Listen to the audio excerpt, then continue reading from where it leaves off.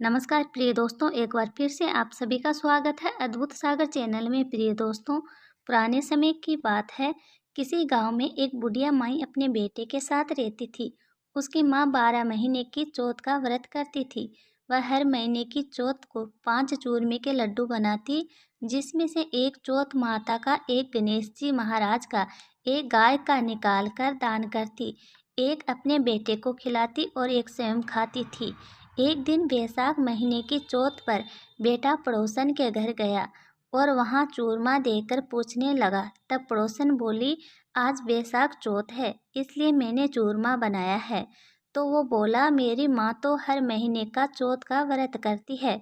तब पड़ोसन बोली, तेरी माँ चौथ का व्रत थोड़ी ना करती है, उसे तो घी के लड्डू खाने की आदत है।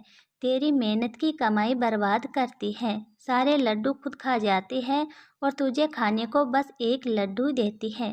लड़का उसकी बातों के बहकावे में आ गया और अपनी माँ से बोला, माँ, तुम घी के लड्डू खाती रहती हो और मुझे बस एक लड्डू देती हो, इसलिए अब तुम ये चौथ का व्रत करना छोड़ दो। माँ ने कहा, बेटा, मैं तो चौथ माता का व्रत तेरी ही सुख शांति के लिए करती हूँ, मैं ये व्रत नहीं छोड़ सकती। इस पर बेटा बोला, यदि तुम ये व्रत नहीं छोड़ सकती तो मैं विदेश जा रहा हूँ।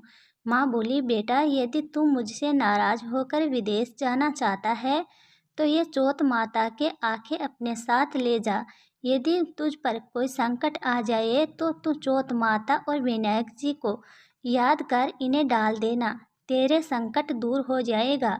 उन आँखों को लेकर बेटा विदेश चला गया। रास्ते में उसे एक खून से भरी नदी मिली, जिसे पार करना असंभव था। तभी उसे अपनी माँ की बात याद आई और उसने एक आखा चौथ माता का नाम लेकर उस नदी में डाल दिया और कहा, हे चौथ माता, यदि मेरी माँ सच्ची है और वो मेरे लिए व्रत करती है तो ये नदी दूध और पानी से भर जाए और मुझे रास्ता मिल जाए। उसके ऐसा कहते ही नदी दूध और जल से भर गई और उसे रास्ता मिल गया। आगे चलने पर भयंकर जंगल में उसे शेर मिला, जो उसे खाने के लिए उस पर झपटा। उसने एक आखा चौथ माता को याद कर उस शेर की ओर फेंक दिया। उसे शेर पीछे हट गया। आगे चलकर वह एक नगर में पहुंचा। उस नगर के राजा के यहाँ रोज एक मिट्टी के बर्तन का अलाव पकता था। वह अलाव तब पकता था जब उसमें एक आदमी की बलि दी जाती थी, यानी एक आदमी को बर्तन के साथ चुन दिया जाता था। उस लड़के ने देखा, एक बुढ़िया माई आटा पीसती जा रही है और रोती जा रही है।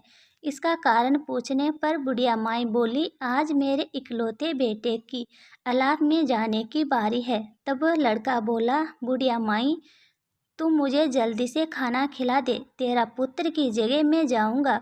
बुढ़िया माई के मना करने पर भी वो नहीं माना और राजा का बुलावा आने पर चल दिया। साथ में चौथ माता के आंखें और एक जल का लोटा लेकर वो अलाव में बैठ गया। दूसरे दिन अलाव पककर तैयार हो गया। जब लोग अलाव में से बर्तन निकालने लगे तो अंदर से आवाज आई, धीरे धीरे बर्तन उतारो, अंदर मैं हूँ। लोगों के आश्चर्य का ठिकाना नहीं रहा। उन्होंने जाकर राजा को ये बात कही। तब राजा स्वयं देखने के लिए आए और आवाज़ सुनकर बोले, अंदर कौन है? कोई भूत प्रेत है या कोई देवता? तभी लड़का बाहर आ गया।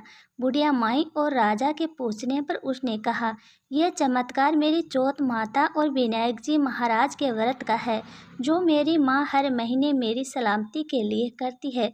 उन्हीं के प्रताप से आज मेरा यह भयानक संकट दूर हुआ है। यह सुनते ही राजा ने पूरे नगर में ऐलान करवा दिया कि सभी सुहागन स्त्रियां बेटे की माँ चौथ माता का व्रत करे। हो सके तो 12 महीने की चौथ माता का व्रत करे, नहीं तो 4 बड़ी चौथ माता का व्रत करे, और वह भी ना हो तो 2 चौथ तो अवश्य ही करे। प्रिय दोस्तों, ये थी चौथ माता की व्रत की कथा।